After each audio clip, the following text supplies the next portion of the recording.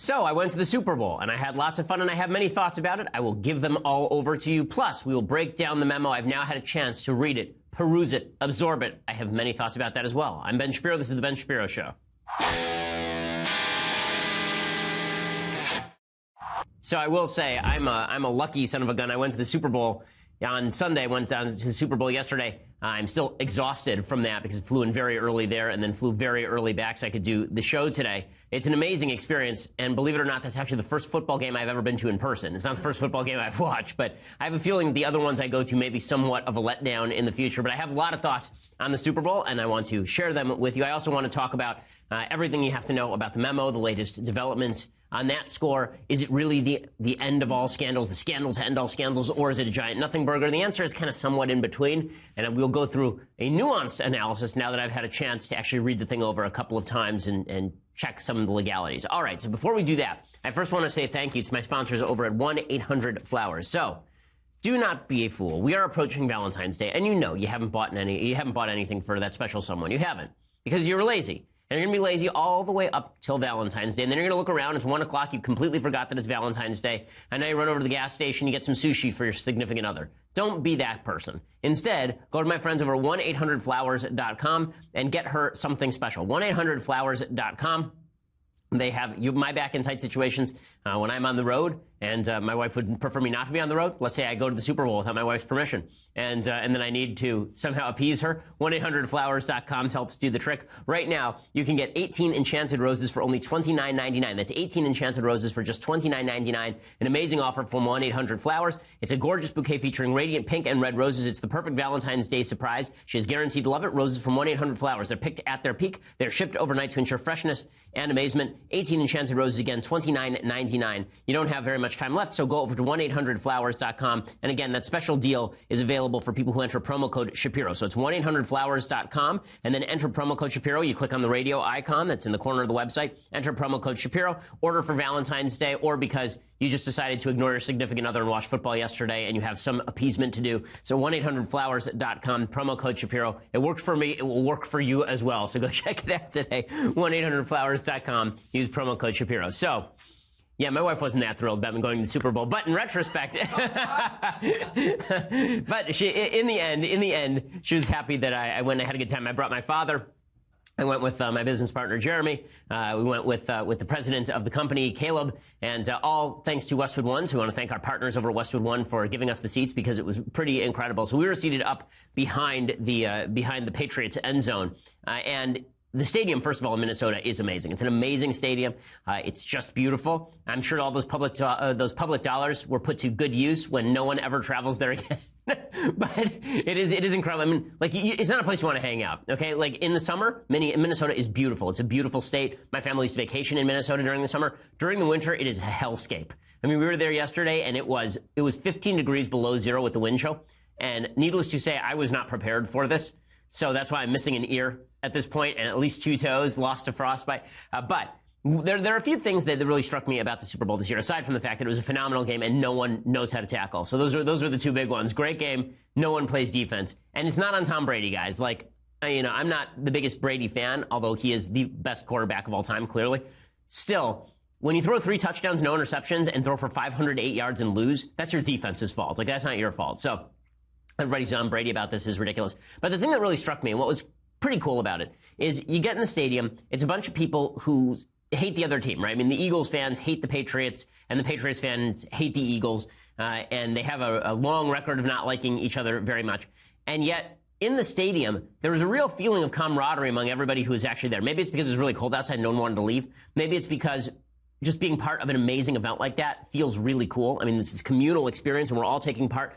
And there was a feeling of camaraderie among the folks in the stadium, regardless of which side you actually preferred to win, which side you were rooting for, to the point where after the game, maybe it's just because the Patriots have won every other Super Bowl for a decade, but the Patriots fans were very gracious to the Eagles fans, and the Eagles fans were I think, relatively gracious to the Patriots fans, and everybody got along, and it was just a wonderful event. The electricity in the stadium was incredible. I mean, everyone was basically standing for the entire time. I will say what was one of the funny things is that one of the things people pay attention to at home, because I've watched every other Super Bowl from home, is you pay attention to the halftime show. In the stadium, no one cares. In the stadium, the level of attention paid to the Super Bowl halftime show is relatively nil, right? That's when all the bathrooms fill up and you leave to go out and get a Coke for $1,000.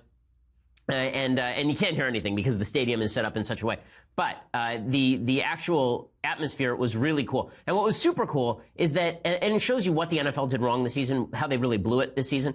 One of the things the NFL really did wrong this season was they really handled the national anthem kneeling thing poorly. And the way that you could tell that is because the biggest rounds of applause happened for the national anthem and for there's a tribute to Medal of Honor winners. It was patriotism and country, and people felt good about the country.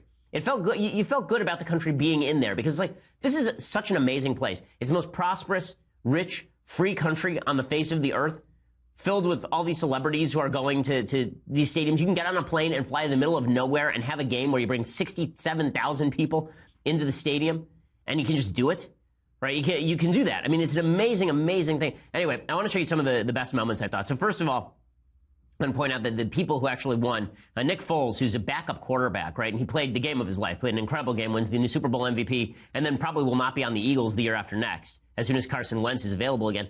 He had said a couple of days beforehand that he's a religious Christian. He says when he retires, he wants to be a pastor. I thought that's just wonderful. Here was Nick Foles talking about it. My faith in the Lord is everything. I'm a believer in Jesus Christ. That's first and foremost. That's everything. I wouldn't be able to do this game without him. I don't have the strength to go out here and do this. This is supernatural, but it's also, opportunity to go out there and, share what he's done in my life. And it's not about prospering at all. It's about how he's humbled me. In my weaknesses, he made me strong. 2 Corinthians 12:9, whenever I was at my lowest, that's where, my relationship with Christ grew. I mean, that's an amazing, great religious statement. It's something that's always true for Americans at large. Now, you don't have to be a religious person to appreciate this guy's fervor and the fact that he saw God as strengthening him in his darkest moments. That's true for the vast majority of people on planet Earth for most of history. It wasn't just him. Doug Peterson is the coach of the Eagles.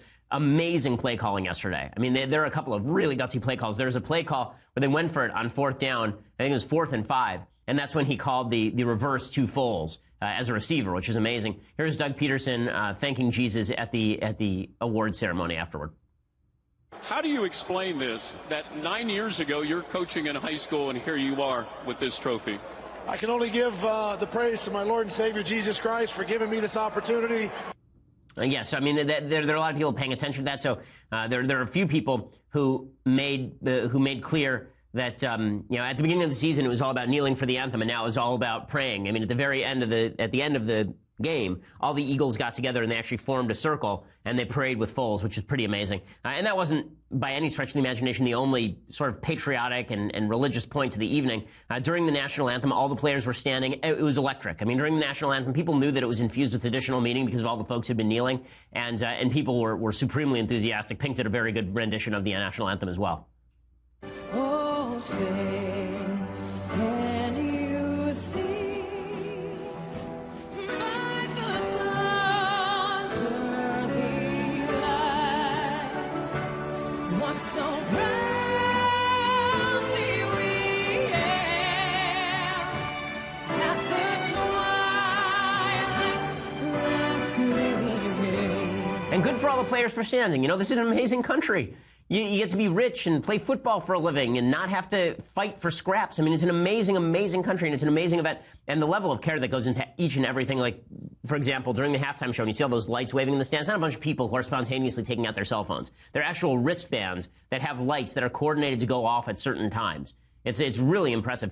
I think the biggest round of applause of the night was not even for any of that. The biggest round of applause for the night was the Medal of Honor winners. So right before the game, they paid tribute to Medal of Honor winners. J.J. Watt tweeted this out about the Medal of Honor winners.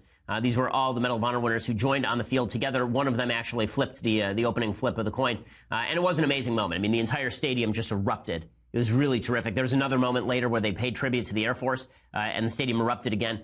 One of the things that football needs to understand, and one of the things the NFL needs to understand, is that the popularity of the sport is deeply entwined with a good feeling about the country. If you feel bad about the country, it's hard to enjoy sports because you feel like sports are frivolous. If you feel good about the country, then sports are a distraction from the mundane, sure. But they're also a reminder that all of our conflict is really play acted. And that's not true in politics. In politics, there's a lot of our conflict that's real. It's about issues that matter and I care deeply about. But it's good for Americans to recognize every once in a while, things what the Super Bowl is for. It's good for us to recognize every once in a while that there are these moments where we have more in common than we are separated by. So it's amazing that an evening that's really about, conflict between two teams is really more about the love for fans for one another. It's really more about the love of country. It was really more about what we are unified in favor of. And that's why it was so entwined with the flag and entwined with the military. And it's why it alienated so many fans when the players started kneeling. Because it's like, why are you slapping one of the things that makes football great in the face? Why are you doing that?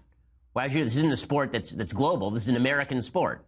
And it's deeply been intertwined, again, with American patriotism for a very long time. So in just a second, I'm going to show you how things went down in Philadelphia afterward, because I talk about the power of a community coming together for something good.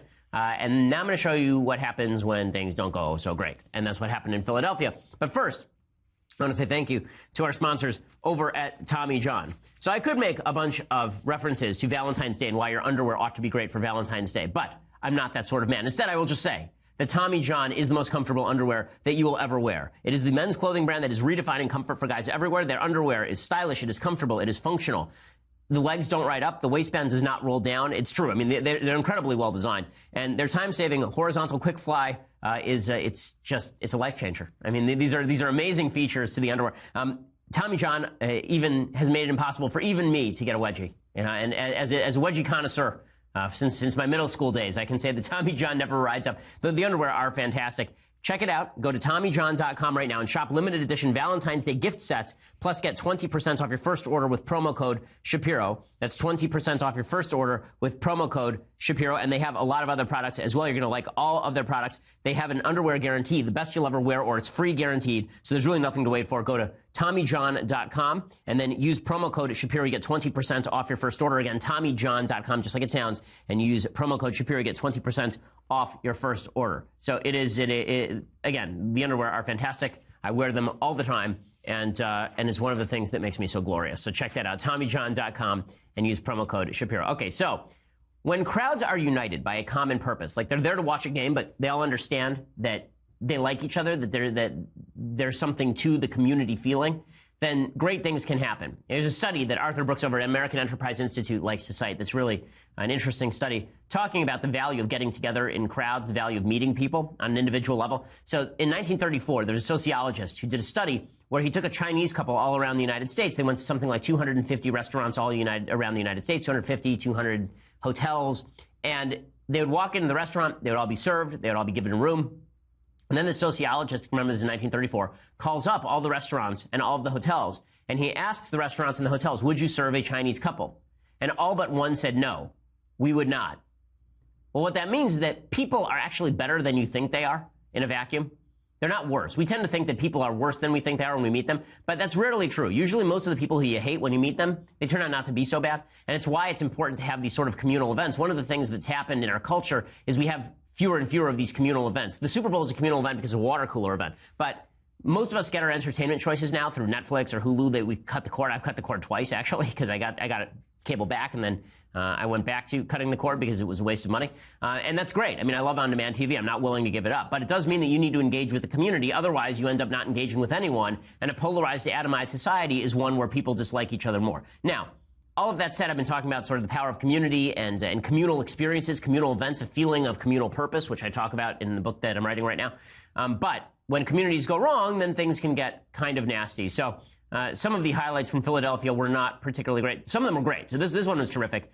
There are a couple of music students who opened up their window on the 5th floor of a building and started playing the Fly, Eagles, Fly fight song while everybody downstairs was singing. It's pretty cool. Right there. Look at this from a 5th floor window at the University of the Arts, the Miriam Theater.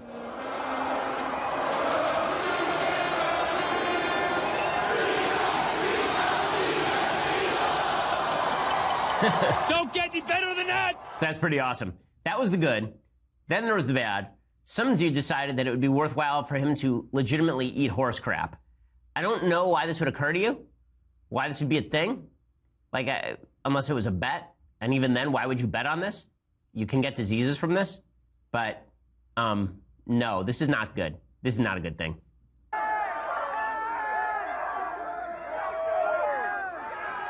No, don't do it. Oh, no.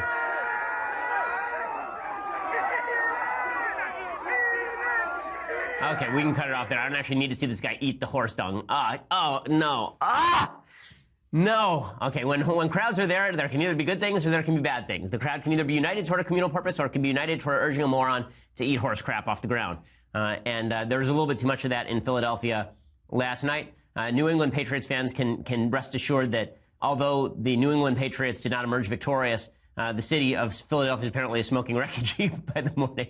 It's just ridiculous. That wasn't the only bad thing that happened in Philadelphia last night. I don't want to pretend like everything that happened was bad, but the police were basically saying it was kind of out of control last night. Here's a little montage of people destroying convenience stores, smashing Macy's windows, collapsing an awning. Just joy happening over there.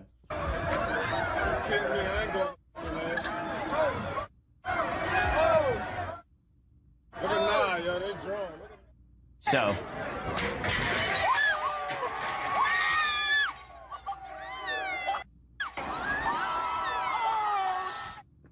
Okay, so these people were on top of the Ritz Hotel awning, and they were doing trust falls off the awning into the crowd because they're stupid, and then too many of them got on top, and then the entire awning collapsed. So geniuses at work. So this is the problem with crowds, right? If you don't have a purpose for the crowd, if the crowd is just there, then the crowd may turn to the most nefarious purpose. It's one of the things that we need to recognize about why religious institutions and social fabric are necessary. I'm not saying Philadelphia doesn't have any of those things. Of course they do. I'm saying the crowd last night, the ones that were breaking into looting stores, that was not their communal purpose. It was not to go to church. A crowd that is undirected can go bad very, very quickly. A crowd that is directed cheers for Medal of Honor winners. And I don't think the people who make up the crowd are necessarily all that different. I think that it's all about what's in their minds and what's in their heads and what they're there to do. And if you're there to celebrate America and you're there to celebrate the fact that we can have these amazing spectacles and we can afford to go to games like this and we can afford to fly in, then you'll get a different crowd than the one that wants to break into the convenience store because things are now apparently free. It also shows how dumb the Democrats are, by the way. All of this shows how dumb the Democrats are to embrace the destruction of the NFL, which is the national anthem kneeling thing. So Nancy Pelosi yesterday felt the necessity to equate Colin Kaepernick to Rosa Parks, which is just an inane comparison. Rosa Parks obviously is a victim of segregation. Colin Kaepernick is the victim of receiving several tens of millions of dollars worth of money in both advertising and in salary. Nancy Pelosi tweeted out yesterday on the day of the Super Bowl, Rosa Parks proved that sometimes the best way to stand up is to sit down. And that was supposed to be a slap at Trump because Trump had said that we all stand for the national anthem. If this is the way Democrats want to go, they shouldn't be surprised when those of us who like the social fabric rebel at this. We need our symbols. We need our unifying moments. And when you don't give us our symbols, when you don't give us our unifying moments, the country tears apart. Because maybe the only thing holding us together at this point are the symbols. Maybe the only thing holding us together is a vague love of country that has not been boiled down to specific philosophical principles. If so, that's a problem. We need to fill in those gaps. But if Democrats take away even the symbols, there's not going to be a lot left on the surface of the social fabric once the root has been eaten away. So that's a serious problem. Meanwhile, speaking of people who are eating away the root of the social fabric, late night over the weekend really outdid itself. So Jimmy Kimmel has been the pace setter. He's the new pope of the left, according to Guy Benson, a good label, I think. And Jimmy Kimmel apparently appeared at he apparently appeared at some event for Pod Save America. So last week, you remember, I criticized Stephen Colbert for having on Pod Save America after the State of the Union, because Stephen Colbert would never have me on after a State of the Union by a Democrat or a Republican. We have about the same size audience.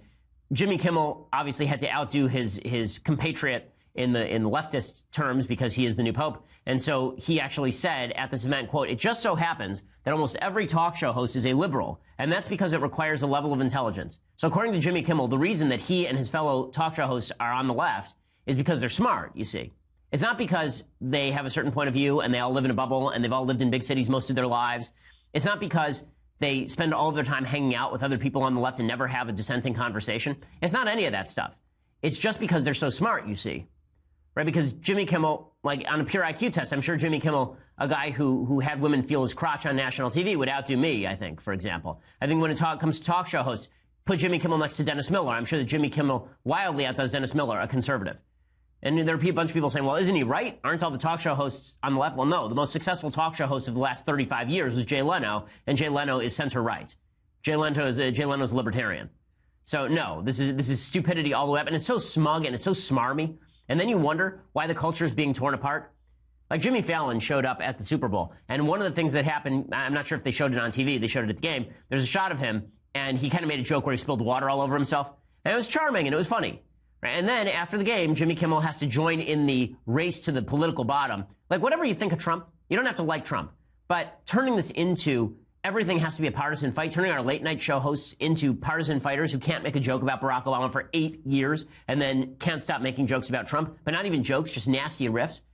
How does that unify the country in any serious way? Serious criticisms of Trump, I'm perfectly willing to hear, although not from the likes of Jimmy Kimmel, who does not know what he's talking about on virtually any issue. We've debunked him 1,000 times on the show at this point. But having our late-night show hosts devolve into, take the places of common culture, take the places of common space, and devote those to polarization, it's a huge mistake. I think it's really bad for the culture. Jimmy Fallon is trying to outdo Kimmel because Fallon was beating Kimmel during the election cycle.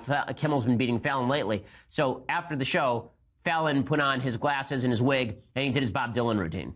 Come athletes with platforms throughout the land, who by taking a knee are taking a stand, and before you shout out that they should be banned, listen to what they are saying. Perhaps they'd stand up if you reached out your hand. Well, the times, they are a-changing. Come journalists, writers who report the facts, and brandish your pen to fend off his attacks. Look past what he says and look at how he acts. The fire and fury is raging, for his words can hurt, but your words can fight back. New York Times, they aren't a failing. So now he's defending the people who are kneeling for the anthem again. That's a social place where we don't need the social fabric ripped. And Jimmy Fallon is lauding that. He's saying that that's just a wonderful thing. And then he also crooned, "Come women and men who hashtag me too, and believe me when I say that we believe you, for weak is the man who calls truth fake news. Time's up, our silence we're breaking." Okay, Jimmy, well, I mean, let's hear it. Who in Hollywood's been harassing women?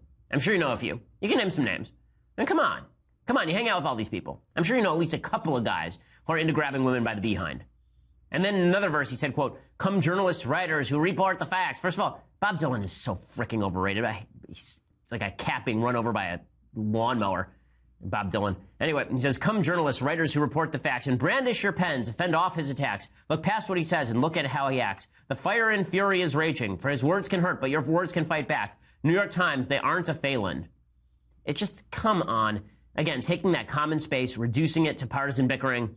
Not smart. I didn't like it when Trump did it about the NFL, by the way. You remember, I said, I agreed with Trump. I still didn't like it when Trump did it with regard to the NFL. I thought that it was needlessly polarizing. I don't like it when the left does it either. We need these common spaces. If we do not have these common spaces where we can come together, I promise you, everyone who's surrounding me, there are a few fans.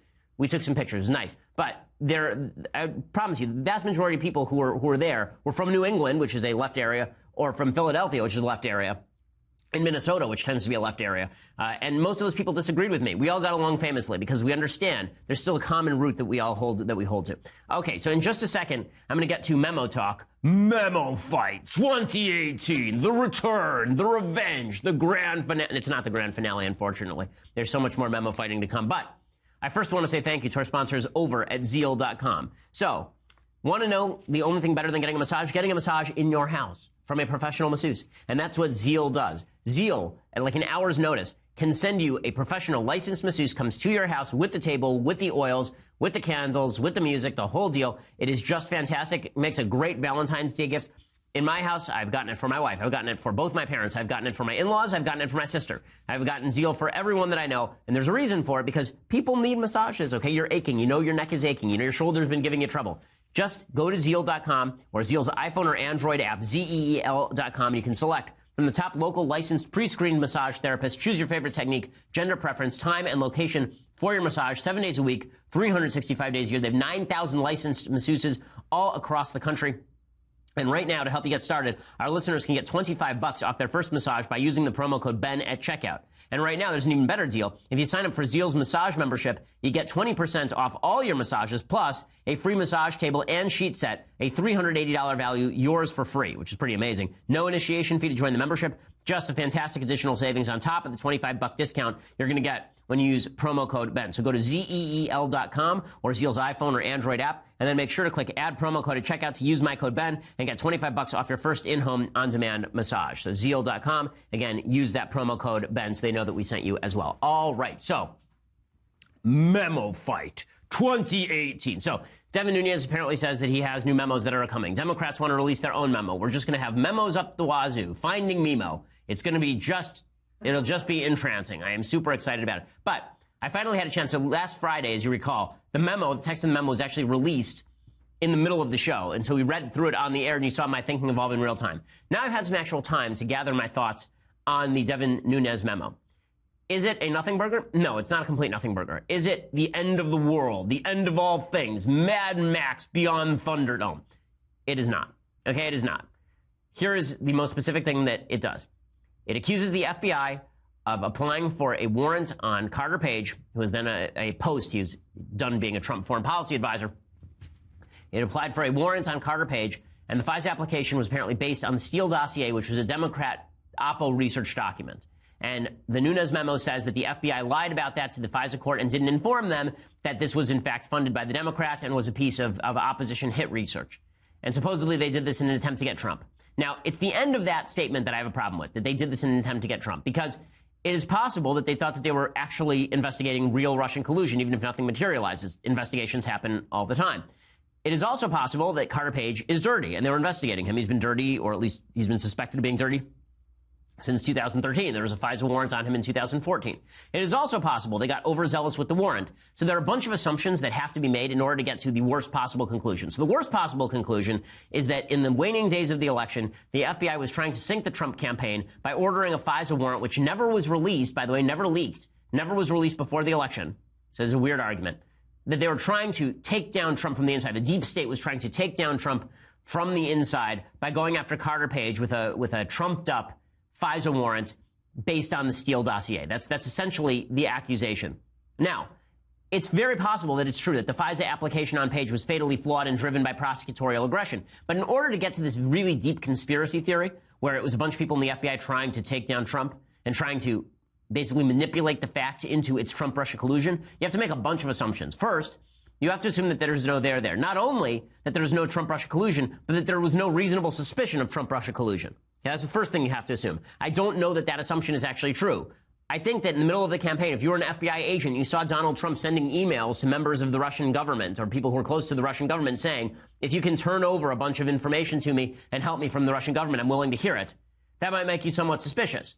If George Papadopoulos, a former Trump aide, had already been lying to the FBI or was about to lie to the FBI, was already under investigation at that point for apparently shopping intelligence that he'd gotten supposedly from a Russian source about Hillary Clinton, then maybe there's grounds for suspicion. Even if the suspicion doesn't pan out, this is like saying that every time the cops take out a search warrant, that's a problem, even if they don't find anything. Well, not every search warrant comes up with something, right? That's why you have to have a warrant. Probable cause doesn't mean certain cause. It means probable cause. So you have to first assume that Carter Page never should have been gone after in the first place.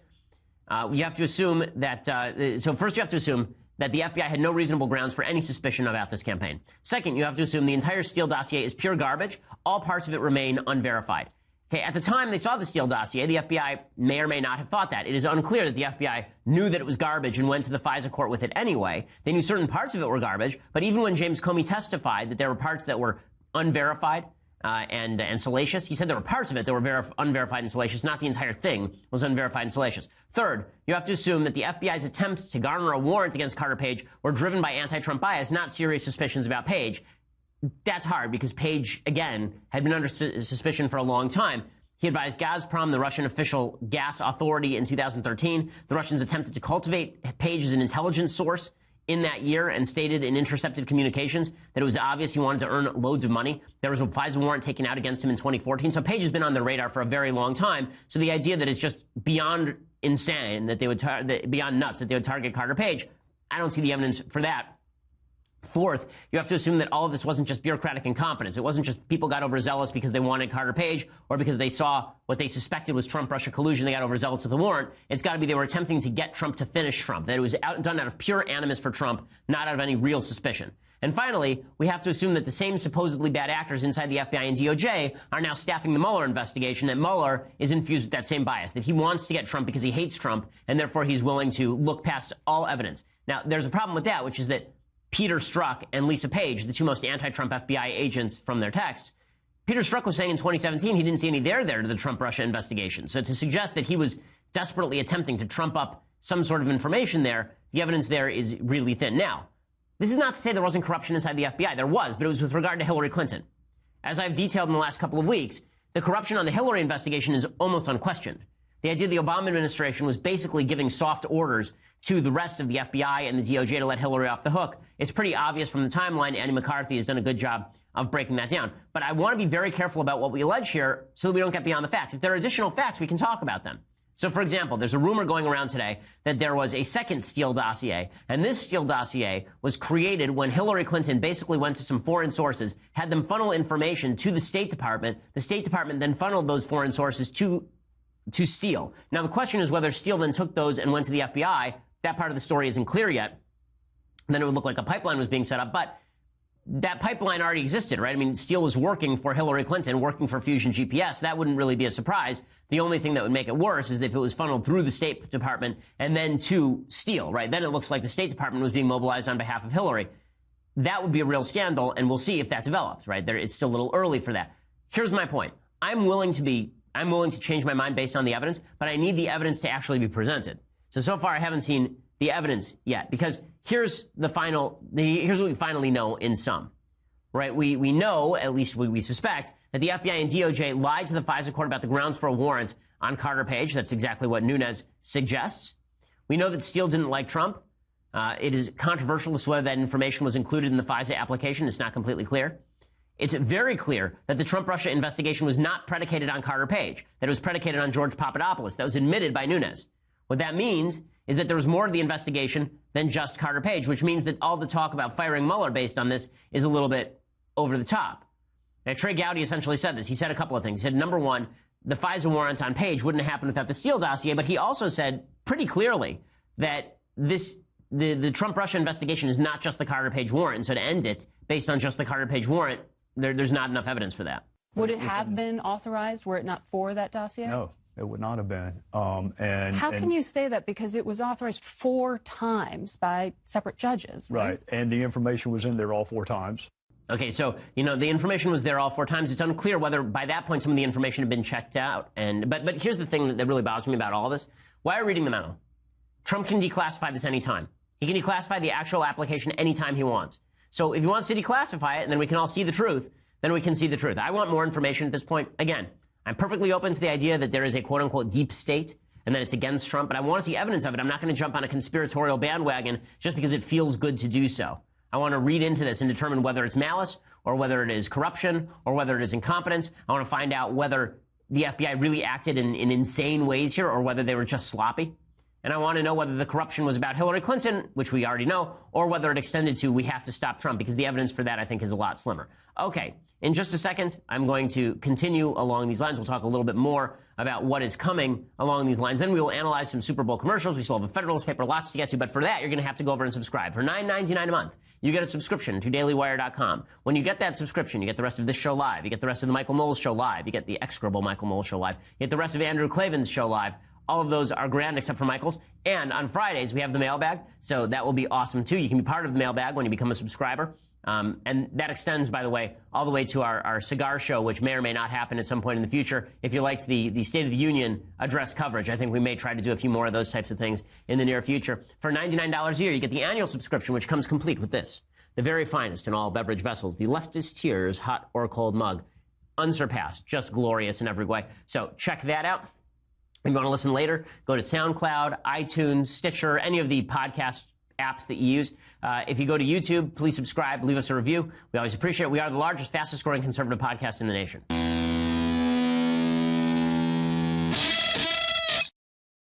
So while everything I just said about the memo is true on the basis of evidence, I will say that the Democratic resistance to the memo has been so extreme as to make it suggest that there is something to hide.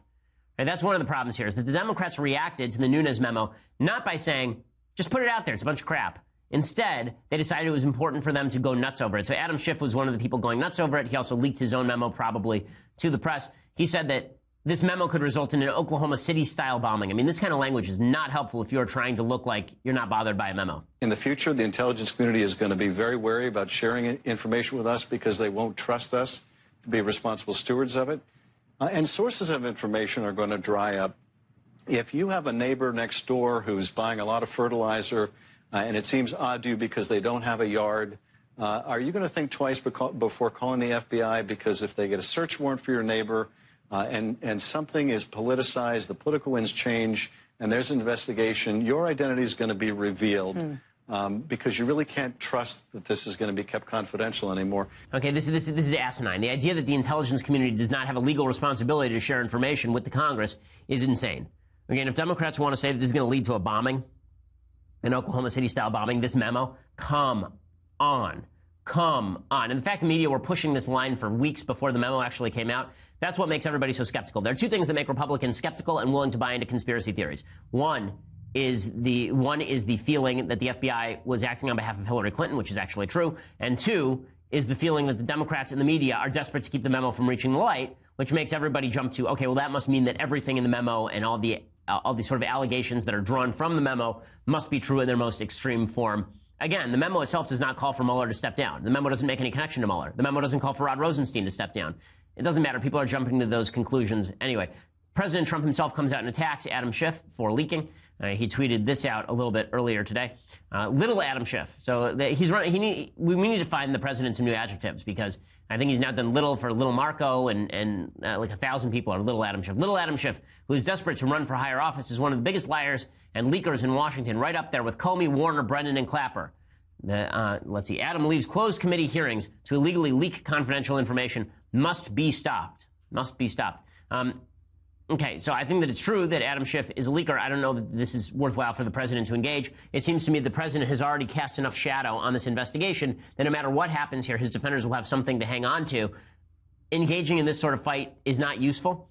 It'd be a good time for the president to go around and talk up the economy a little bit. There's been a drop in the Dow over the last couple of days that equates to over 1,000 points, where we basically erased all the gains made in the month of January in about 3 days. So the market dropped 666 points on Friday. It's down about 500 points at this point today on Monday.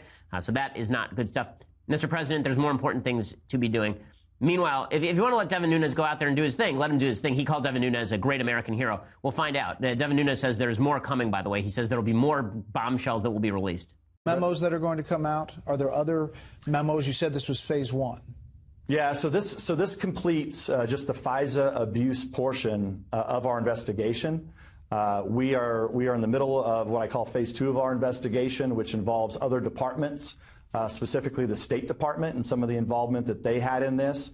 That investigation is ongoing, and we continue to work towards finding answers and asking the right questions to try to get to the bottom of what exactly the State Department was up to in terms of this Russia investigation. So Nunes is obviously using Byron York as his source for leaking information. Byron York over at the Washington Examiner is the guy who reported what I reported earlier, that the State Department had received information via a Hillary compatriot about I guess, Carter Page, and that information was then funneled to Christopher Steele. Unclear what happened with that part of the dossier. Use of the State Department as Hillary's personal tool would be no shock whatsoever. Again, the corruption in the State Department with regard to Hillary Clinton is not a surprise. The corruption in the FBI with regard to Hillary Clinton is not a surprise. We should be very careful. We're tiptoeing in murky waters here.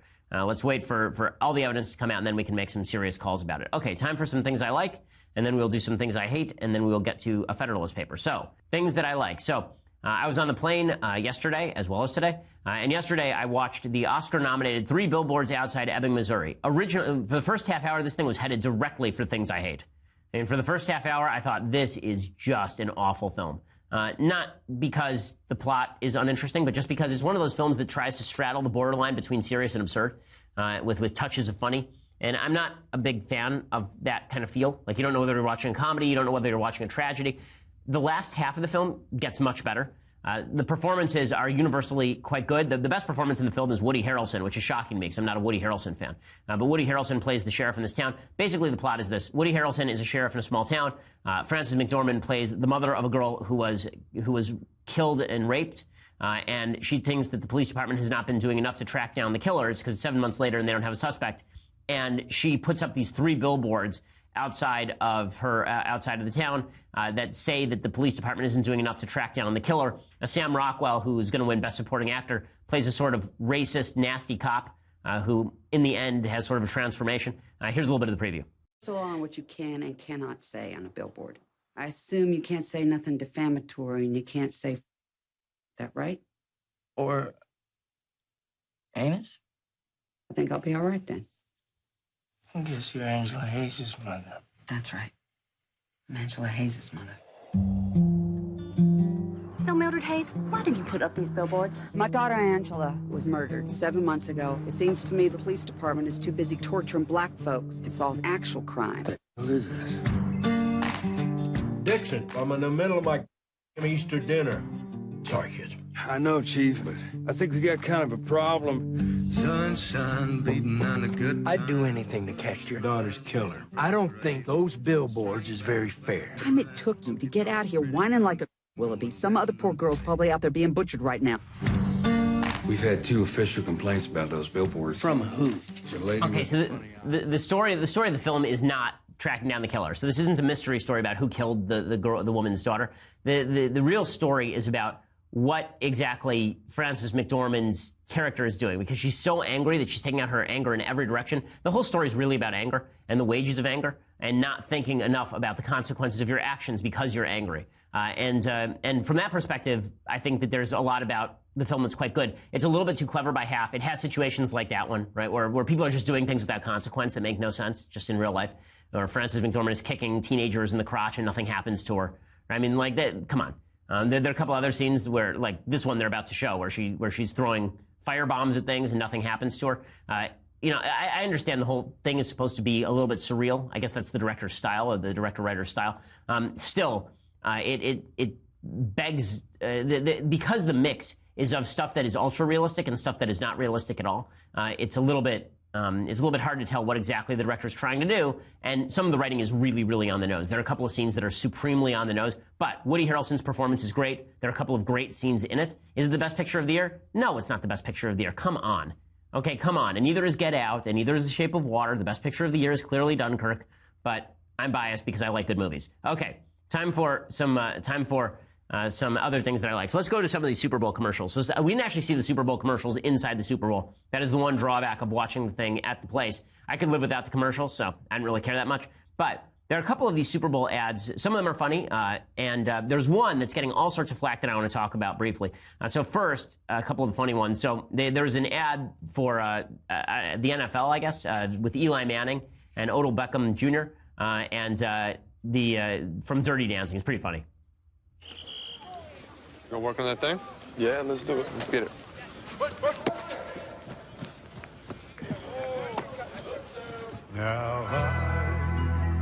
So they're practicing touchdown celebrations. So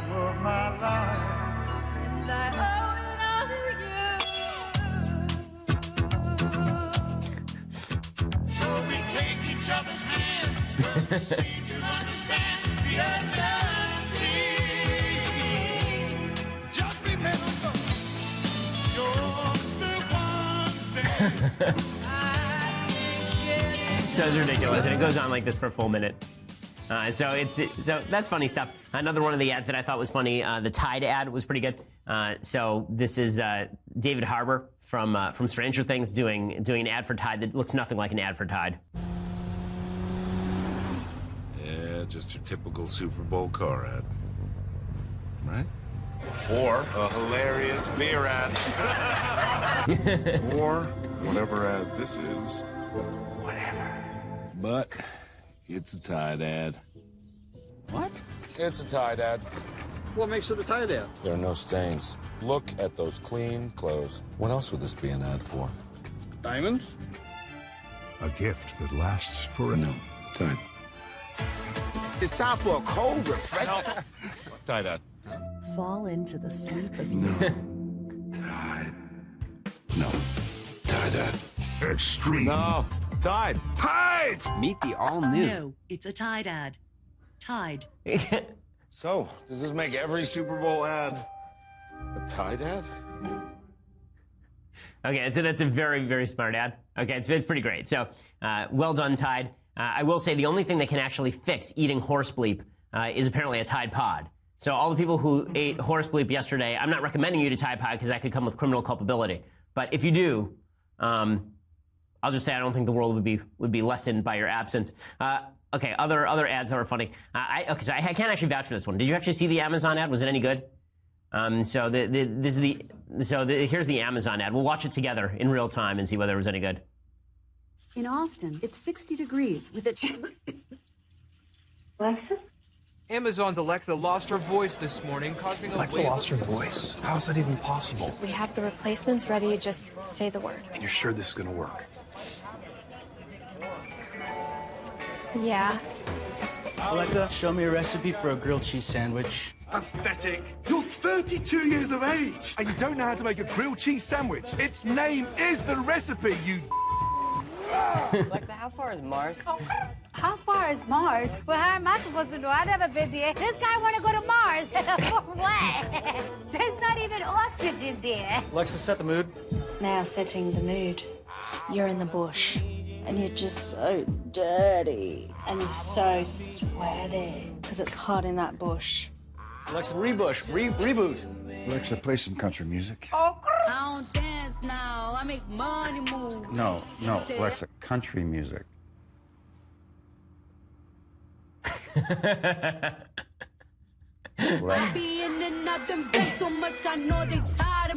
Alexa, call Brandon. I'm afraid Brandon is a little tied up. But do let me know if there's anything I can help you with. Jessica? Okay. That's a funny commercial.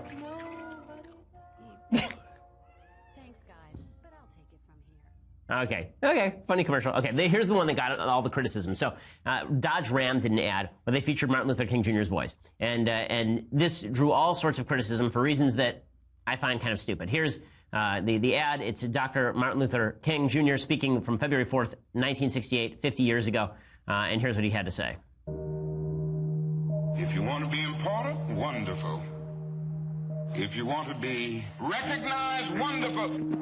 If you want to be great, wonderful.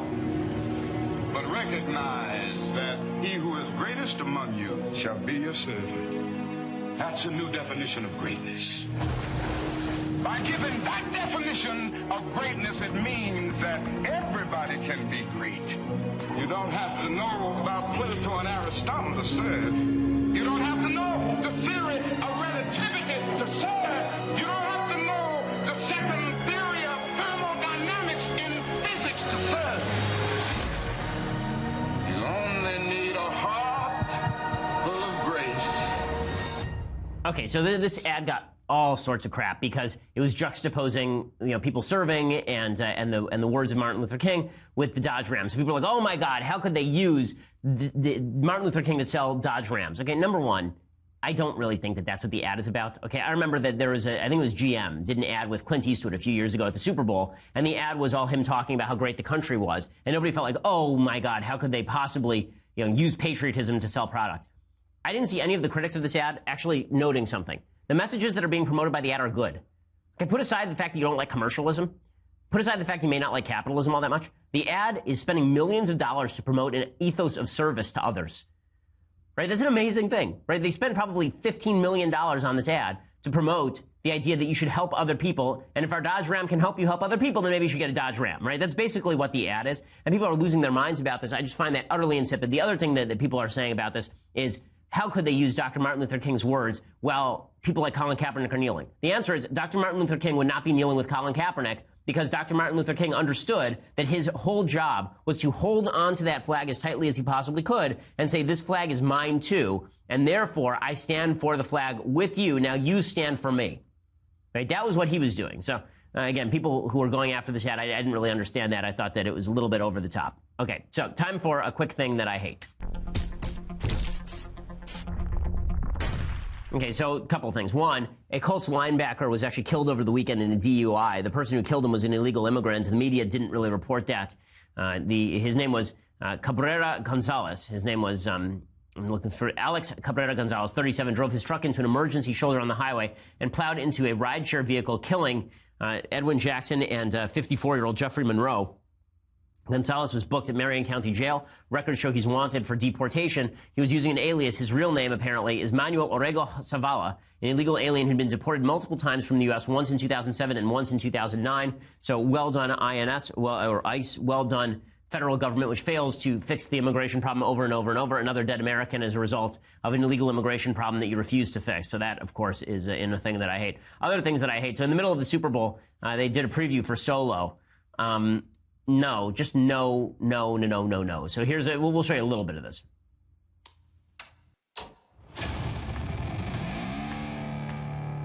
I've been running scams on the street since I was 10.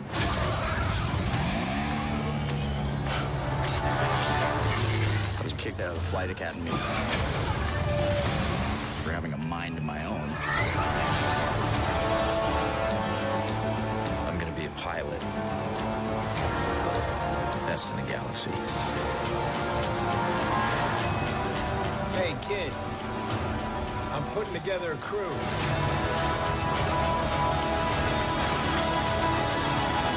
You in? That's yes.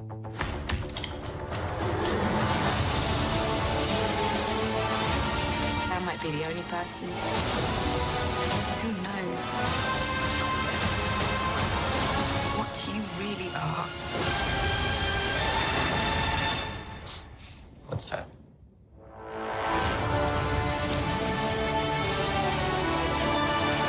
Okay, first of all, no synthesizers, please. No synthesizers. Okay, yes, I see. It's the Millennium Falcon. Yes, we've all seen the Millennium Falcon. Okay, so a few things about this preview. So the iconic use of the Millennium Falcon over and over and over and over again.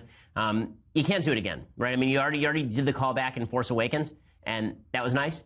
And now you can't go back to this. Also, Han Solo has the coolest entry in film history, right? His entrance in Star Wars Episode 4 is one of the coolest entrances ever. He's literally sitting in a cantina and shoots a guy in the middle of a conversation about how he's a rogue. Okay, that's awesome. And yes, Han shot first. Okay, and now everybody is, now you want the backstory? Like, I don't need the backstory. He was only 31 when he did, I think it was 29. He was a kid when he did Star Wars Episode 4. And in the movie, he's supposed to be even younger. He's supposed to be like late 20s. What could have happened to him that was so formative? Also, I'm not seeing the tremendous sense of humor that was sort of necessary in Han Solo. Han's whole thing is that he was cynical, and now they're going to if they make him not cynical, it's going to be so obnoxious. If they make him just an innocent, right, that deep down he's good, we know deep down he's good, but that was the whole discovery of Episode 4, right? Why are you ruining it? Like, the whole discovery of Episode 4 is that deep down Han Solo's good. He spends the entire time being a rogue, and then he comes back at the end and saves Luke because deep down he's actually a softie. That's the whole point. You just... Stupid. But there was no way it was going to be good. Maybe it'll surprise me, but the reason Rogue One worked is because they were using ancillary characters, not because they were trying to recast the original characters. Is why I think the prequels for Star Wars don't work. I don't want Darth Vader's backstory. I just want Darth Vader. And Rogue One, none of these characters were in the main film, except for Darth Vader, who appears exactly the way he appears in the main film. So we will see if it is as bad as it looks. Maybe it won't be. I'll go see it anyway because, hey, it's Star Wars, but... we'll save our rip on it for actually seeing it. Okay, quick note on Federalist number 14. So every week we do an episode of the Federalist Papers. Federalist number 14 is by James Madison. This talks about why republics work over large regions.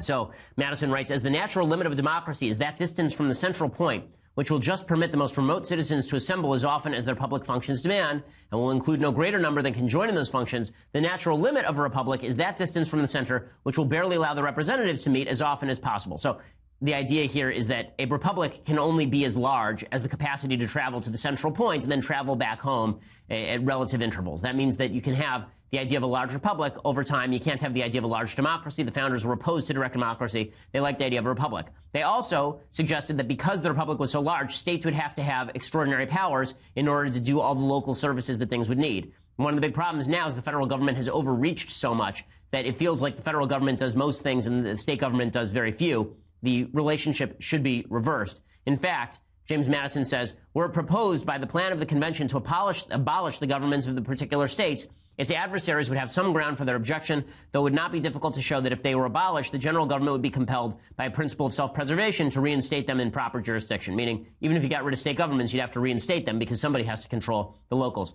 Finally, he gives an inspiring statement that's kind of like what I said about the Super Bowl, except more eloquent. He said, hearken not to the unnatural voice which tells you that the people of America, knit together as they are by so many cords of affection, can no longer live together as members of the same family, can no longer continue the mutual guardians of their mutual happiness, can no longer be fellow citizens of one great, respectable, and flourishing empire. Hearken not to the voice which petulantly tells you that the form of government recommended for your adoption is a novelty in the political world, that it has never yet had a place in the theories of the wildest projectors, that it rashly attempts what is impossible to accomplish. Know, my countrymen, shut your ears against this unhallowed language. Shut your hearts against the poison which it conveys. The kindred blood which flows in the veins of American citizens. The mingled blood which they've shed in defense of their sacred rights. Consecrate their union and excite horror at the idea of their becoming aliens, rivals, enemies. We should remember that, whether we're watching the Super Bowl, whether we're arguing politics, or whether we're talking about the American founding. All right, we'll be back here tomorrow with much, much more. I'm Ben Shapiro. This is The Ben Shapiro Show. The Ben Shapiro Show is produced by Mathis Glover, executive producer Jeremy Boring, senior producer Jonathan Hay. Our technical producer is Austin Stevens, edited by Alex Zingaro. Audio is mixed by Mike Coromina. Hair and makeup is by Jesua Alvera. The Ben Shapiro Show is a Daily Wire Forward Publishing production. Copyright Forward Publishing 2018. To be good. Maybe it'll surprise me, but the reason Rogue One worked is because they were using ancillary characters, not because they were trying to recast the original characters. Is why I think the prequels for Star Wars don't work. I don't want Darth Vader's backstory. I just want Darth Vader. In Rogue One, none of these characters were in the main film, except for Darth Vader, who appears exactly the way he appears in the main film. So we will see if it is as bad as it looks. Maybe it won't be. I'll go see it anyway because, hey, it's Star Wars, but we'll save our rip on it for actually seeing it. Okay, quick note on Federalist number 14. So every week we do an episode of the Federalist Papers. Federalist number 14 is by James Madison. This talks about why republics work over large regions. So Madison writes, as the natural limit of a democracy is that distance from the central point, which will just permit the most remote citizens to assemble as often as their public functions demand, and will include no greater number than can join in those functions, the natural limit of a republic is that distance from the center, which will barely allow the representatives to meet as often as possible. So the idea here is that a republic can only be as large as the capacity to travel to the central point and then travel back home at relative intervals. That means that you can have the idea of a large republic over time. You can't have the idea of a large democracy. The founders were opposed to direct democracy. They liked the idea of a republic. They also suggested that because the republic was so large, states would have to have extraordinary powers in order to do all the local services that things would need. One of the big problems now is the federal government has overreached so much that it feels like the federal government does most things and the state government does very few. The relationship should be reversed. In fact, James Madison says, were it proposed by the plan of the convention to abolish the governments of the particular states, its adversaries would have some ground for their objection, though it would not be difficult to show that if they were abolished, the general government would be compelled by a principle of self-preservation to reinstate them in proper jurisdiction, meaning even if you got rid of state governments, you'd have to reinstate them because somebody has to control the locals. Finally, he gives an inspiring statement that's kind of like what I said about the Super Bowl, except more eloquent. He said, hearken not to the unnatural voice which tells you that the people of America, knit together as they are by so many cords of affection, can no longer live together as members of the same family, can no longer continue the mutual guardians of their mutual happiness, can no longer be fellow citizens of one great, respectable, and flourishing empire. Hearken not to the voice which petulantly tells you that the form of government recommended for your adoption is a novelty in the political world, that it has never yet had a place in the theories of the wildest projectors, that it rashly attempts what is impossible to accomplish. Know, my countrymen, shut your ears against this unhallowed language, shut your hearts against the poison which it conveys, the kindred blood which flows in the veins of American citizens, the mingled blood which they have shed in defense of their sacred rights, consecrate their union, and excite horror at the idea of their becoming aliens, rivals, enemies. We should remember that, whether we're watching the Super Bowl, whether we're arguing politics, or whether we're talking about the American founding. All right, we'll be back here tomorrow with much, much more. I'm Ben Shapiro. This is The Ben Shapiro Show. The Ben Shapiro Show is produced by Mathis Glover, executive producer Jeremy Boring, senior producer Jonathan Hay. Our technical producer is Austin Stevens, edited by Alex Zingaro. Audio is mixed by Mike Coromina. Hair and makeup is by Jesua Alvera. The Ben Shapiro Show is a Daily Wire Forward Publishing production. Copyright Forward Publishing 2018. Technical producer is Austin Stevens, edited by Alex Zingaro. Audio is mixed by Mike Coromina. Hair and makeup is by Jesua Alvera. The Ben Shapiro Show is a Daily Wire Forward Publishing production. Copyright Forward Publishing 2018.